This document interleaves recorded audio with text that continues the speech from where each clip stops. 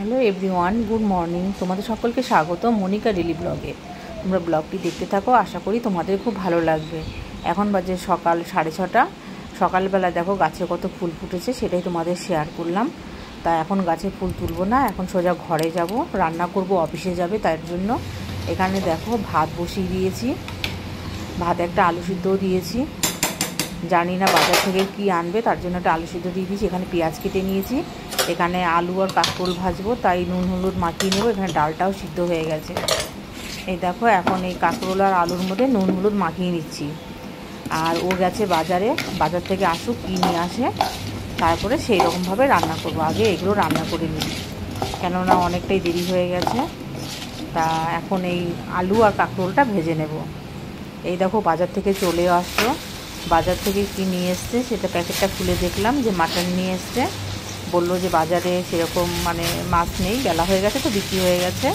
তা ঘন ঘন কয়েকদিন মাছ খাওয়া হয়ে গেছে, তা অনেক দিন মাটন খাওয়া হয় না, তার জন্য আজকে বাজার থেকে নিয়ে আসলো। তা মাংসটা ভীষণ ভালো নিয়ে এসেছিলো, একদম হাড়টার ছিল না, সুন্দর একদম সলিড মাংস। আর মাটনের সলিড মাংসটাই বেশি ভালো লাগে।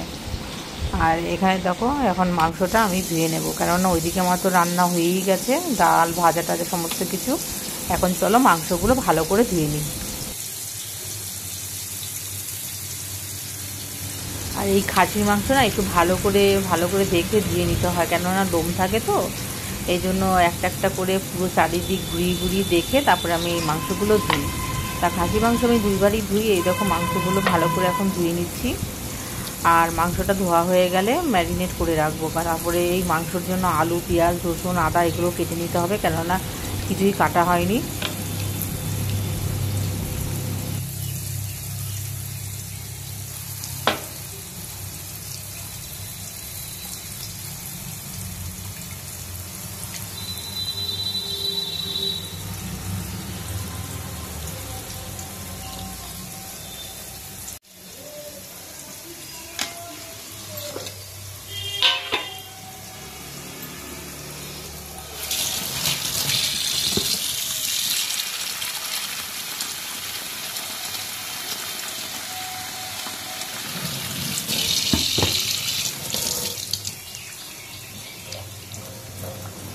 এখানে দেখো মাংসটা ভালো করে ধোয়া হয়ে গেছে, আর ধোবো না। এখানে আলু ভাজাও হয়ে গেছে, কড়াইতে কাঁকরোল ভাজা হচ্ছে। আর এখানে দেখো মুসুরি ডালটা পেঁয়াজ দিয়ে ফোড়ন দিয়েছি, রান্না করা হয়ে গেছে। এখানে দেখো মাংসটাও ধোয়া হয়ে গেছে। মাংসটা সর্ষের তেল লঙ্কার গুঁড়ো হলুদ লবণ এগুলো দিয়ে ভালো করে ম্যারিনেট করে রাখছি, তারপরে রেখে দিয়ে সবজি কেটে নেব, আলু পেঁয়াজ আদা রসুন এগুলো কেটে নেব। চলো এখন এই মাংসটা ভালো করে মেখে নিয়ে ঢেকে রেখে দেবো।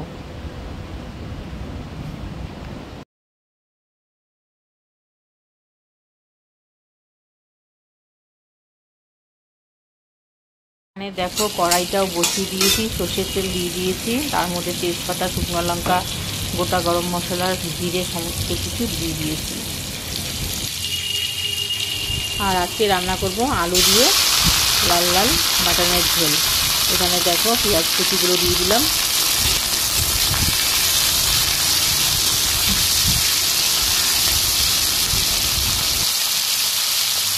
মশলাটা করা হয়নি বলে পেঁয়াজটা ভালো করে লাল লাল করে ভেজে নিয়ে মাংসগুলো দিয়ে দিয়েছিলাম, কেননা কোনো মশলাই এর মধ্যে দিইনি এখনও, কেননা শিলনোড়ায় মশলা করবো তো, তা এর জন্য আর কি মাংসটা দিয়ে দিলাম পেঁয়াজের মধ্যে। তা মাংসটা আস্তে আস্তে অল্প অল্প করে ভাজা হোক।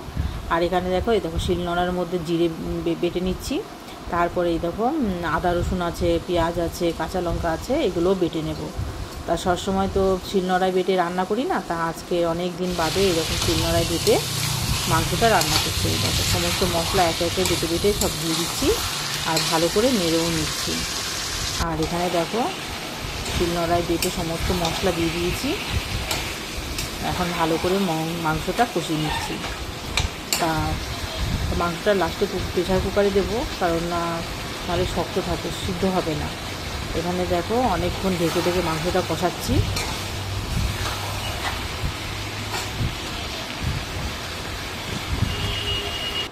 এখানে দেখো মাংসটা অনেকক্ষণ কষানোর পরে তেল ছেড়ে দিয়েছে।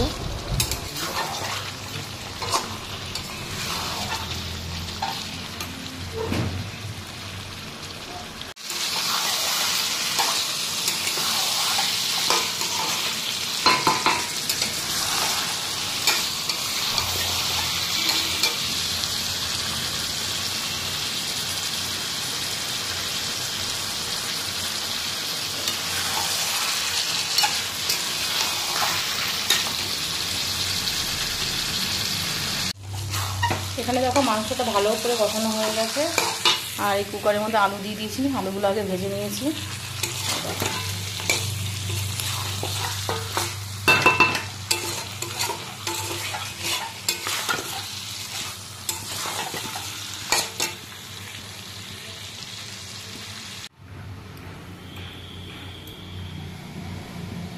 কুকারে জল দিয়ে দিয়েছি, গরম জল। এখন ঢেকে দেবো, 6-7টা সিটি দেবো। একটু নরম করেই করবো, শক্ত হলে না খাওয়া যায় না।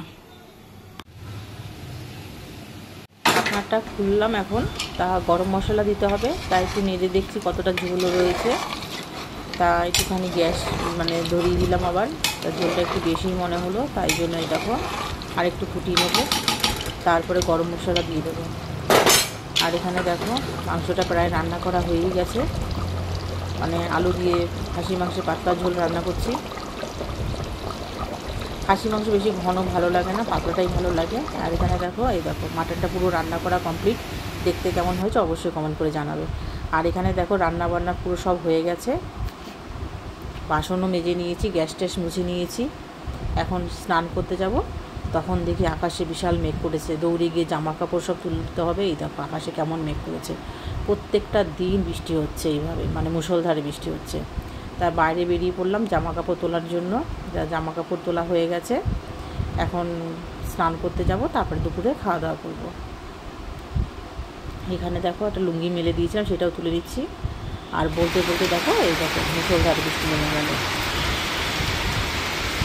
বৃষ্টি যেন শেষই হচ্ছে না, এবার যেন আরও বেশি বৃষ্টি হচ্ছে।